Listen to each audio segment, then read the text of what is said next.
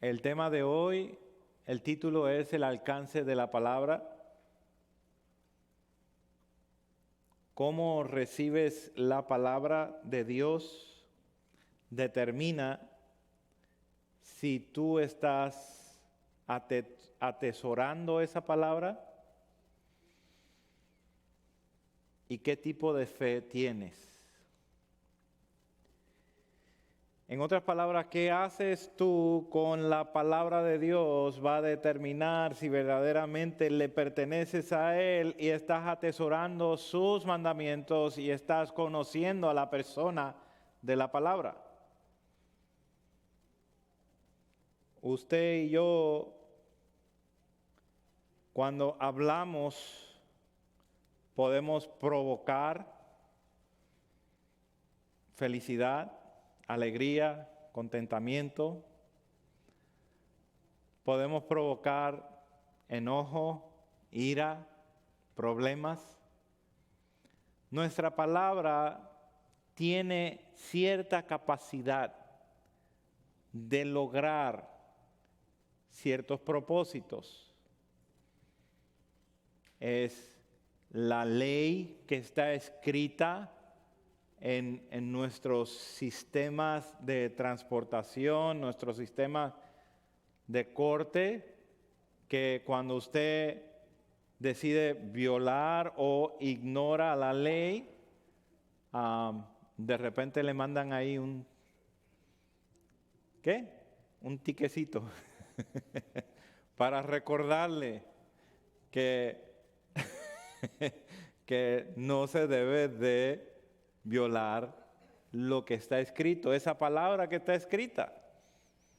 Entonces tiene nuestra forma de hablar, nuestra forma de expresar, nuestra forma de comunicarnos, tiene ciertas capacidades, cierto poder en cómo nosotros nos organizamos. En un ejemplo, en esta mañana yo les hablé, hermanos, por favor, vengan temprano, y aquí aparecieron, gloria a Dios por eso.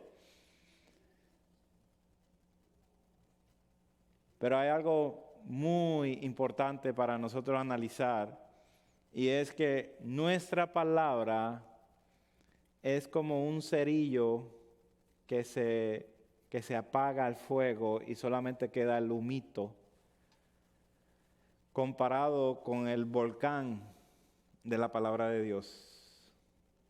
El volcán ruge y hace estruendo y hace explosión y hace una cantidad de cosas de una forma impresionante.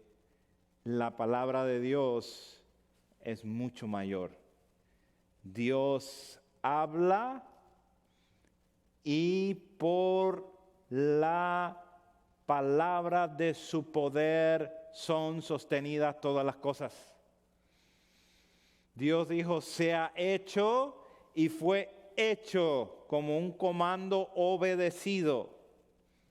Exactamente en todas las partes que tiene que llegar, los límites del mar, donde se van a colocar las estrellas, exactamente, precisamente cómo va a funcionar todo el sistema. Dios lo habló a la existencia. Y eso es lo que vamos a ver hoy, el alcance de la palabra. ¿Cuánto alcance tiene la palabra? ¿Cuánto poder podemos medir de esta asombrosa palabra de Dios? El Salmo 19 nos enseña acerca de la revelación de Dios general. Cuando habla de la naturaleza, vemos, por ejemplo, en la creación, los cielos cuentan la gloria de Dios, y la primera parte de ese salmo se enfoca en cómo llevarnos a pensar en que todas las cosas fueron creadas para glorificar a Dios. Tienen un propósito ahí de demostrar, de gritar la gloria de Dios. Dice, y el firmamento anuncia las obras de sus manos. Un día emite palabra a otro día, y una noche a otra noche declara sabiduría. No hay lenguaje, no hay palabras, ni es oída su voz. No se escucha, pero se ve, se puede observar. Por toda la tierra salió su voz y hasta el extremo del mundo sus palabras.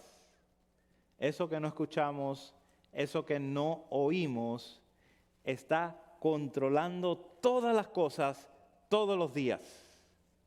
¿Por qué? Por la palabra de su poder son sostenidas todas las cosas, son sustentadas todas las cosas. Dios dijo, se hizo, nada lo frustró, nada lo alteró, fue llevado y fue a cumplir sus propósitos exactamente. Y así como se sale el sol de un lado de la tierra y atraviesa todo el cielo y llega al otro lado de la tierra y nada, dice la palabra, nada se esconde de su calor. Así es el alcance de la palabra de Dios. Nada se esconde de sus propósitos por el cual Él los ha enviado.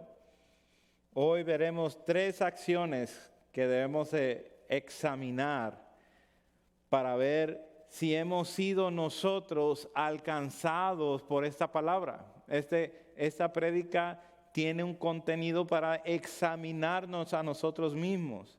En unos momentos vamos a estar celebrando la cena del Señor. Y es importante que estemos examinando qué estamos haciendo con la palabra tan poderosa que nos describe este libro maravilloso. Vamos a ver estas 3 acciones. Número 1, cómo respondes a la palabra. Y vamos a ver los versículos del 43 al 45. Dice, 2 días después salió de allí y fue a Galilea, porque Jesús mismo dio testimonio de que el profeta no tiene honra en su propia tierra. Cuando vino a Galilea, los galileos le recibieron, habiendo visto todas las cosas que había hecho en Jerusalén en la fiesta, porque también ellos habían ido a la fiesta. Está hablando de la fiesta de Canaán, las bodas, ¿se acuerda? Donde Jesús convirtió el agua en vino. 2 días, el apóstol está manteniendo orden en sus días, en su cronología.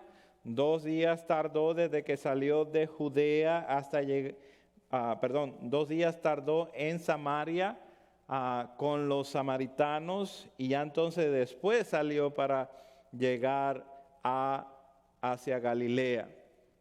Así que 2 días estuvo en la aldea con los samaritanos, bien recibido, como estuvimos viendo la última vez, al punto que le conocieron y le recibieron como el Salvador del mundo. Ahora podemos ver el contraste. Vamos a ver la diferencia. Jesús entra en Galilea, que es donde se encuentra su pueblo de su infancia, su pueblo que le vio ver crecer. Nazaret es de Galilea. En Galilea Jesús es recibido por los galileos, pero no de la misma forma que fue recibido por los samaritanos. No es de la misma forma. Así es, esta sección está aquí para hacer un contraste con lo que acaba de ocurrir allá junto al pozo de Jacob, cuando se vio con la mujer samaritana y ella fue a la aldea y trajo a todos para que conocieran al Mesías. El profeta no tiene honra en su propia tierra. Esta es la exclamación y esta es la declaración que hay aquí. Jesús, como Galileo, también no es recibido como el Mesías. No es recibido, su palabra no es recibida. Ellos vinieron a verle, ellos quisieron abrir sus brazos, pero tenían pendiente otras cosas hacia Jesús. Aunque sí vinieron a recibirle porque habían visto todas las cosas que había hecho en Jerusalén, en la fiesta en Jerusalén, pero ahora ellos le están recibiendo de la misma manera, buscando una manera de decir Queremos más de ti, pero no el mensaje que tú traes para nosotros. ¿Se acuerdan cuando estuvimos terminando el capítulo 2? Es muy similar lo que pasó. Cuando se encontraban en la fiesta de Jerusalén, en la Pascua, dice la palabra en el versículo 23 y 24 del capítulo 2, que muchos creyeron en su nombre, viendo las señales que hacía Jesús. Pero Jesús mismo no se fiaba de ellos, porque conocía a todos. Entonces, ¿se acuerda que esas fiestas trajo muchísima gente? Jesús está haciendo milagros, está haciendo señales, pero las personas no están detrás de la persona de Jesús, sino detrás de los milagros, de las señales de Jesús. ¿Hasta qué punto creyeron? ¿Y hasta qué punto le recibieron? Eso es lo que nosotros estamos viendo aquí en esta sección que estamos estudiando. Miren el versículo 48. Si no veréis señales y prodigios, no creeréis. No creeréis. En Jerusalén y en Galilea, Jesús se presenta como el poderoso gigante, mas sin embargo no son cambiados por la luz ni el calor que proviene de Él mismo. No son cambiados. De esta manera están recibiendo la palabra. Ella da el calor y la luz necesaria para cambiar todo su ser, pero ellos no son semillas, son rocas, son piedras. Tienen oídos pero no escuchan. Tanto en Jerusalén con los muchos que creyeron, como en Galilea con los muchos que les recibieron, Jesús no se fija en ellos, pues Él sabe lo que hay en el corazón de cada uno de ellos. Hermanos, necesitamos salir de esta actitud de que solo vamos a creer cuando veamos señales y milagros. Estuvimos estudiando la sección de la mujer samaritana por bastante tiempo, y ahí no contamos ni un solo milagro, excepto el cambio de transformación de la vida de la mujer, de la vida de aquellos de la aldea. El alcance de la palabra nos lleva a autoexaminarnos si verdaderamente estamos en la fe. Si verdaderamente vivimos con esa fe o estamos creyendo en lo mismo con los demás, con los muchos. ¿Por qué seguimos apuntando a un Dios tipo Santa Claus que perdona todas las cosas si te portas bien? ¿Por qué seguimos enseñando si vas a la iglesia, te vas a arreglar, tendrás buena suerte, tendrás buenos trabajos y demás? Como si eso es la suerte que necesitas. ¿Acaso estamos viendo a Cristo como los demás? Vamos detrás de los milagros, pero el día que no nos hace el milagro, nos volteamos contra Él y le abandonamos porque ya no nos funciona. Esto lo hemos estudiado otras veces. El propósito de las señales y prodigios y milagros en las Escrituras es de autentificar al mensajero. ¿Qué tan real es ese mensajero? ¿Qué tan confiable es ese mensajero? Ahí están las señales, ahí están los prodigios, ahí están los milagros. ¿Puedes negar esas señales de Jesucristo? ¿Puedes negar que verdaderamente Él hizo esas cosas? tienes que verte con muchos problemas para poder negar eso. Muchos problemas. Fueron demasiadas las evidencias de Cristo como el Hijo de Dios para ser autentificado. Así que así lo hizo con los profetas en el Antiguo Testamento, con Moisés y Elías. Así lo hizo con Jesucristo. Así lo hizo con los apóstoles. Todo el propósito de señales, prodigios y milagros es de autentificar a los mensajeros. Estos vienen de Dios, de parte de Dios. Como dijo Nicodemo, sabemos que tú vienes de Dios porque nadie puede hacer estas cosas que tú haces si Dios no está con él. Pongamos atención a la palabra de Dios. Es necesario que nosotros estemos firmes viendo que verdaderamente es Él la persona que la palabra de Dios nos lleva a conocer. Pongamos atención ahí. No vamos a buscar, adorar a algo que no existe en la palabra. Si la persona que tú estás buscando, si al Dios que tú estás buscando no es el Dios de la Escritura, te lo has inventado. Si estás buscando esas conveniencias, esos beneficios de que quiero el milagro, de que quiero esta situación, quiero aquella situación, estás buscando los beneficios, estás buscando como los demás cosas para llevar a cabo tus propios intereses y no conocer al Dios verdadero de la Escritura. El fin de conocer la Escritura es la persona. ¿Quién es la persona?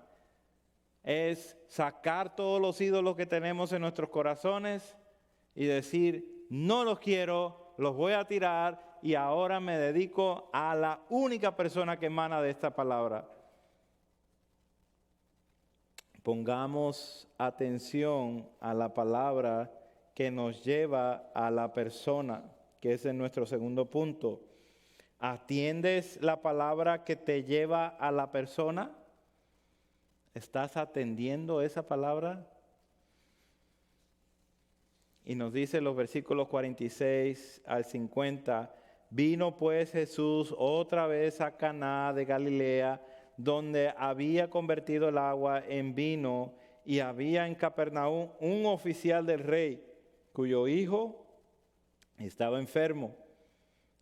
Cuando oyó que Jesús había llegado de Judea a Galilea, vino a él y le rogó que descendiese y sanase a su hijo, que estaba a punto de morir. Entonces Jesús le dijo, si no viereis señales y prodigios, no creeréis. El oficial del rey le dijo, Señor, desciende antes de que mi hijo muera. Jesús le dijo, ve, tu hijo vive. Y el hombre creyó la palabra que Jesús le dijo y se fue. Aquí vemos el destino de este viaje que acaba de hacer Jesús desde que salió de Judea, que tuvo que pasar por Samaria y ahora ha entrado a Galilea. Este es el destino.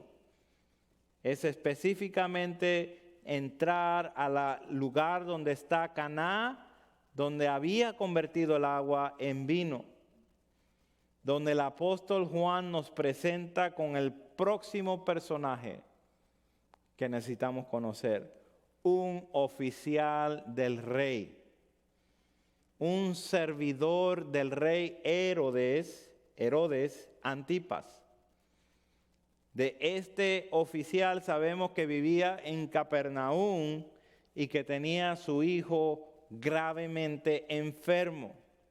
La desesperación de este padre al ver a su hijo enfermo lo llevó a buscar a Jesús a unos 25 kilómetros de distancia, por lo menos, cuando él había escuchado de que Jesús había regresado a Galilea.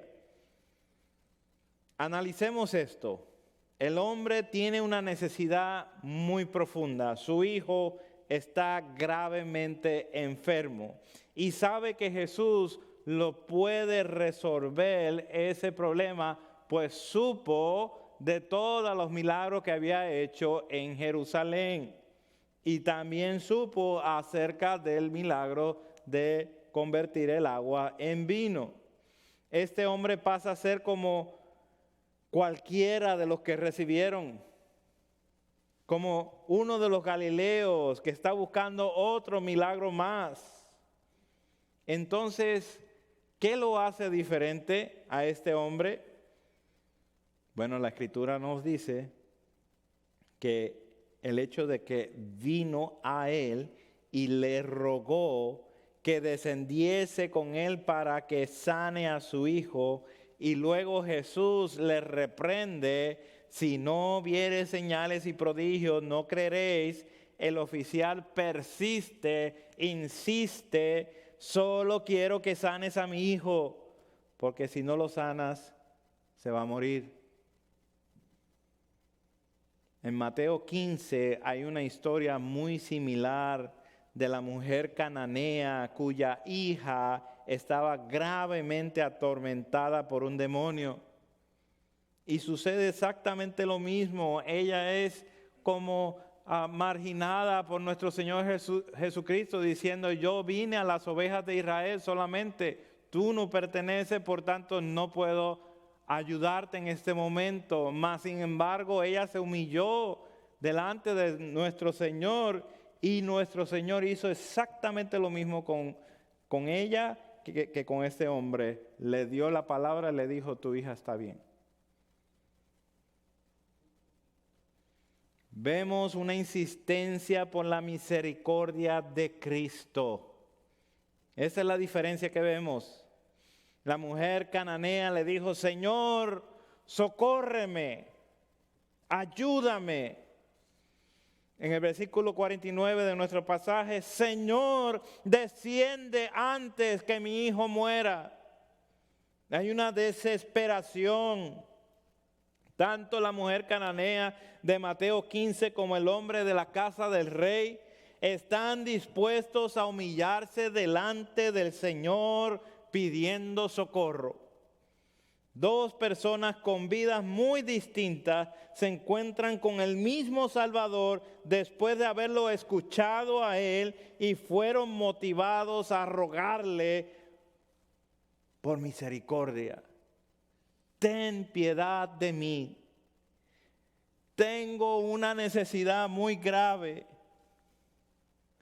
La debilidad del momento los llevó a escuchar dónde estaba el Salvador para encontrarse con Él. He aquí el bienaventurado. Bienaventurados los pobres en espíritu, porque de ellos es el reino de los cielos.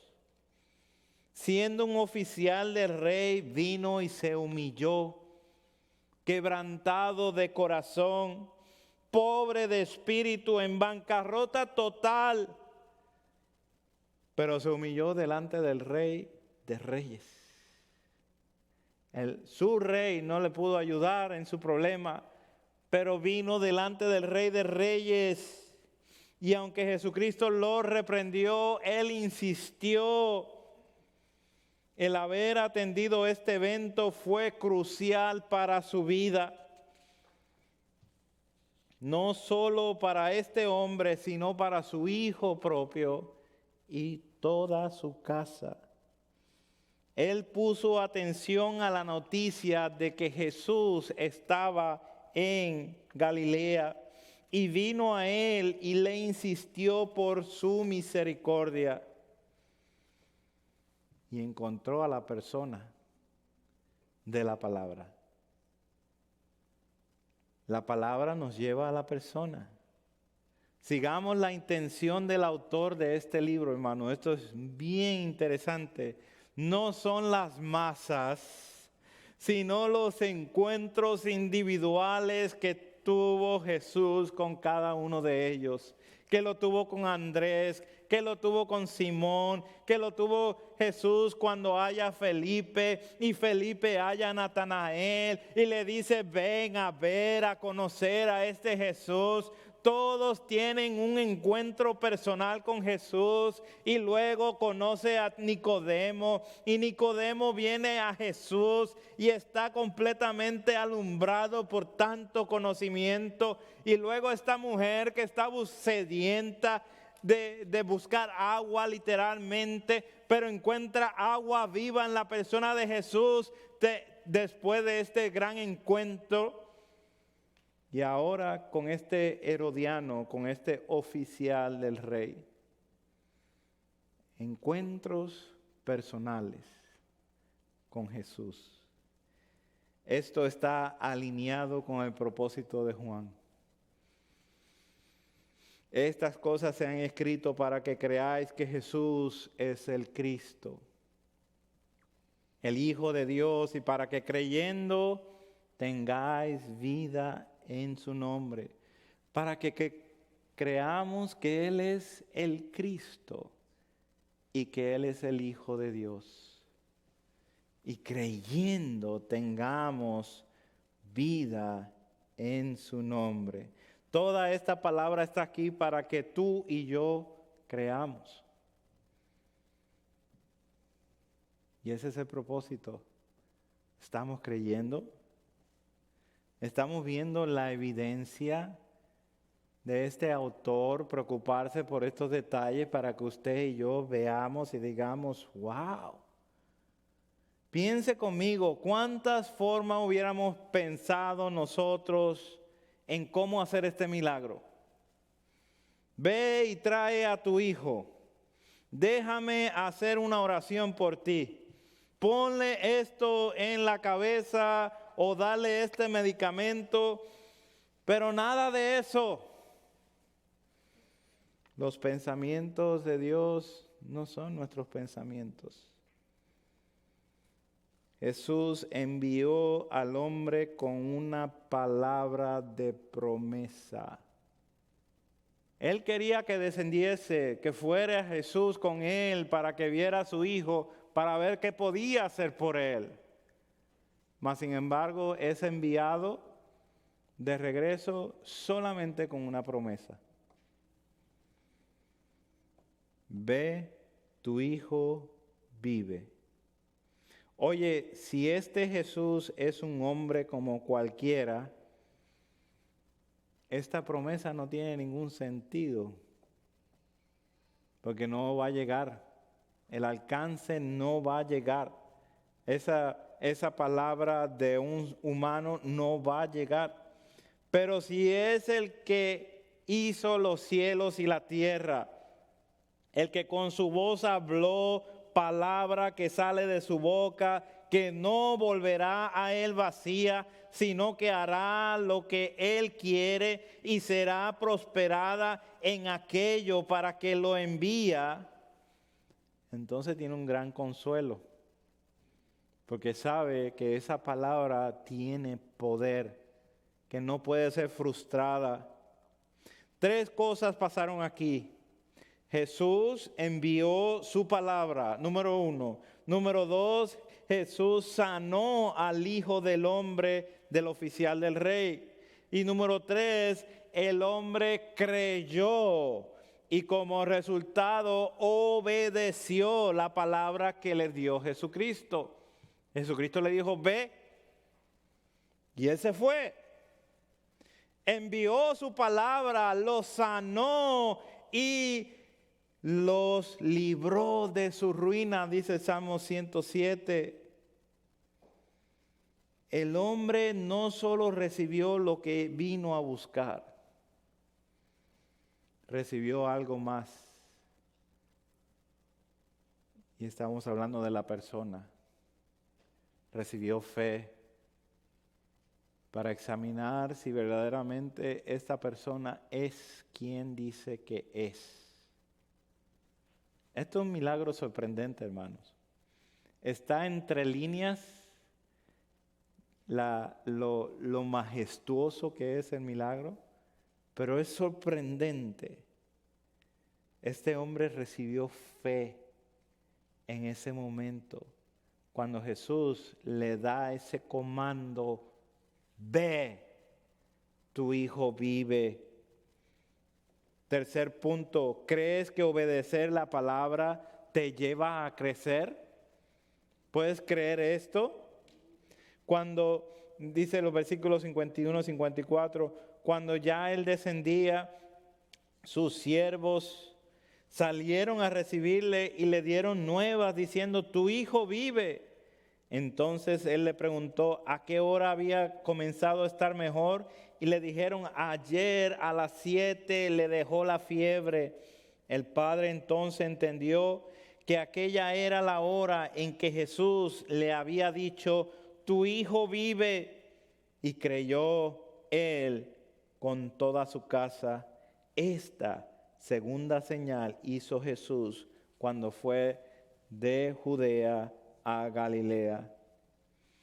Los siervos, los esclavos de este oficial no esperaron a su señor en su casa para darle la gran noticia de que su hijo ya dejó de morir, porque ahora vive, porque ahora ha sido sano. Si hasta aquí hubiera llegado esta narrativa, hermanos, nosotros estuviéramos bien claros entendiendo que Jesús había sanado al hijo de este hombre desde el momento que lo dijo. Pero el propósito de esta señal es que creamos en toda la exactitud y la precisión de la palabra. La sanidad de este muchacho no fue casualidad. Ocurrió precisamente a la hora que Jesús le había dicho: tu hijo vive. La sanidad fue inmediata, no fue progresiva. No hubo un tiempo que empezó a sentirse mejor, sino que fue sano inmediatamente.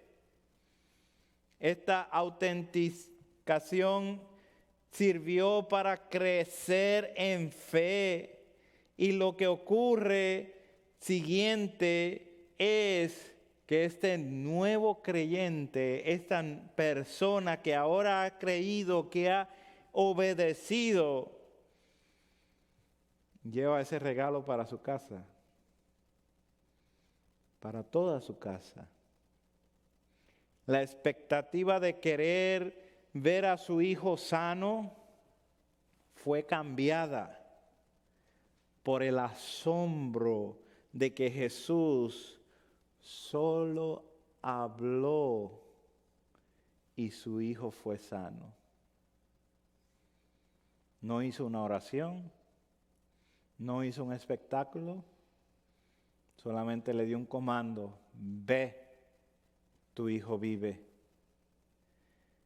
Ha crecido su fe porque creyó la palabra de Jesús y fue movido a obediencia.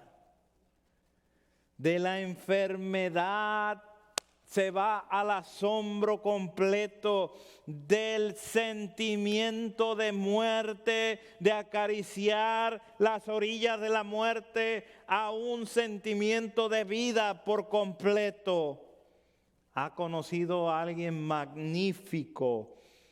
Ha conocido a alguien que dio su palabra y alcanzó más de 25 kilómetros de distancia para que su hijo fuera sano en ese mismo momento. Este viaje a Galilea ahora le trae muchos recuerdos a este hombre, porque él y toda su casa han creído que Jesús es el Cristo, el Hijo de Dios. Él fue a buscar sanidad para su hijo y encontró salvación para él y su casa. Gloria a Dios por este encuentro, hermano. ¿Le crees a Dios por su palabra? ¿Conoces que ha dicho de ti Dios? ¿Has conocido eso? ¿Has conocido que Dios nos ha destituido por nuestro pecado, por haber heredado el pecado, por participar y coparticipar en el pecado. Porque no somos capaces de llevar la ley de Dios, somos hechos malditos. Eso es importante que lo entendamos. Eso es importante que lo estemos procesando. ¿Le crees a Dios por su palabra? ¿Conoces lo que Él ha dicho acerca de ti? No puedes tener ni puedes gozar de un Salvador si no sabes de qué te está salvando. ¿Te encuentras creyéndole? No puedes creer en su palabra y estar activamente desobedeciéndolo. ¿Le estás obedeciendo? ¿Has transmitido este gran asombro de lo que Dios ha hecho con tu vida a tu familia, a tu casa? ¿Has transmitido esa alegría y ese asombro de que finalmente en uno de esos viajes, en uno de esos momentos, apareció en el encuentro al Rey de Reyes y Señor de Señores, y he aquí que hay un principio y un fin, de que todas las cosas son hechas nuevas, de que hay un sentido de que, wow, me he encontrado con la persona que es el creador de todas las cosas, el que por él son sostenidas todas las cosas, el que es el Cristo, el que redime mi vida de la maldición del pecado.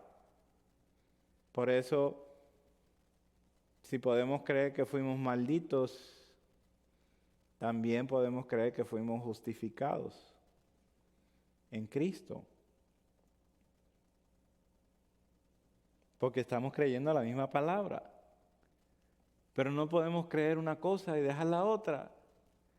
Si creemos que somos de Él, si creemos que pertenecemos a Él, somos consolados por Él, entonces hemos sido justificados por Él. Nuestra respuesta a cómo está nuestra relación con Dios es la misma de cómo está Dios con nuestra relación.